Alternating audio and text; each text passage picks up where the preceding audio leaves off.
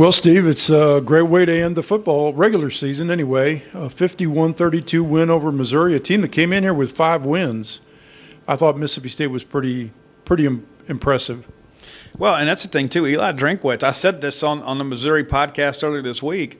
If Nick Saban wasn't having a historic season in Tuscaloosa, you could make a case for the Missouri Tigers, and Eli Drinkwitz could be the SEC Coach of the Year. It's remarkable what they've done.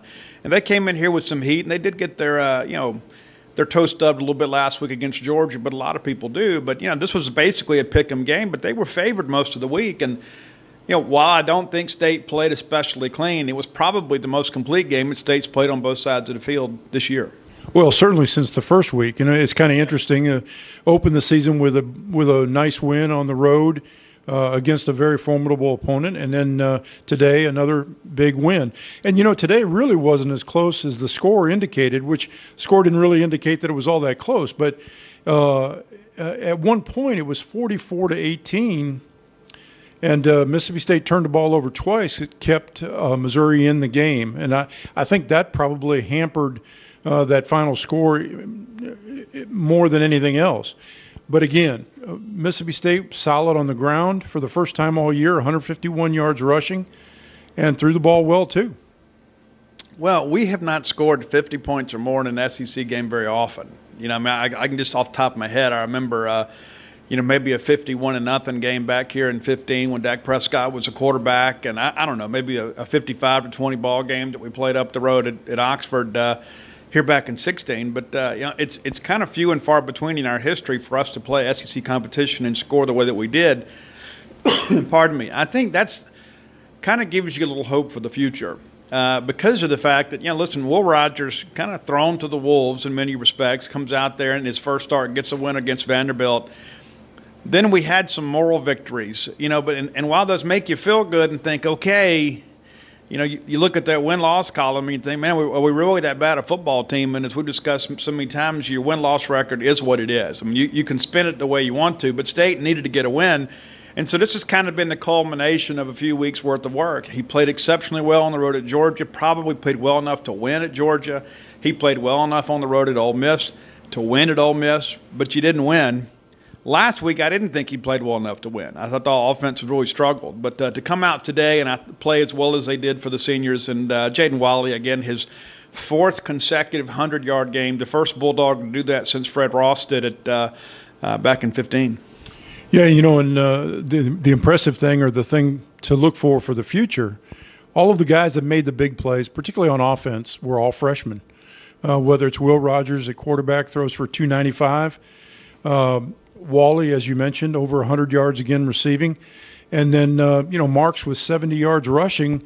Again, the best running attack that Mississippi State has put up, in the Mike Leach 10 games.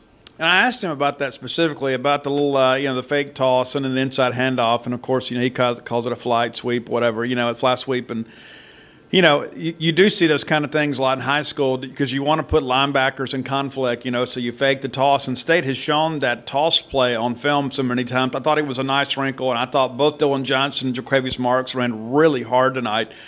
And a lot of our fans have been calling for that, saying, and not that Mike Leach needs, to do an opinion poll on Twitter or anything, but hopefully that'll satisfy some people to understand that Mike Leach understands that he's got to be a little more diverse offensively at times, and tonight they were. And listen, this is a Missouri team that's put up some huge points on a lot of people.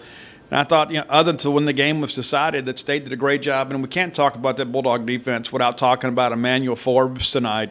I think 4 interceptions now on the season, and 2 of them for pick sixes. And he was rated the number 1 player in Mississippi most of the year last year. And then McKinley Jackson got pushed ahead, and I kind of pushed for that too. But, that just goes to show you Emmanuel Forbes, playing as a true freshman. People remember him and Asias Furge really competed hard in fall camp. Furge won the job initially, then Forbes wins it, and then down the stretch he's been really good. You had a tough night at times against the University of Georgia, but I think there's some building blocks for the future, and you begin to think about the secondary with Martin Emerson coming back and with Emmanuel Forbes coming back, and you're signing some guys that can come in and compete at safety. C.J. Morgan will be back next year, and there's some things to feel good about kind of moving forward. But we get a win tonight. headed to a bowl game now. We think it's going to be Birmingham. It could be St. Pete. But here's the deal. The SEC has 12 SEC bowl tie-ins. We're number 12.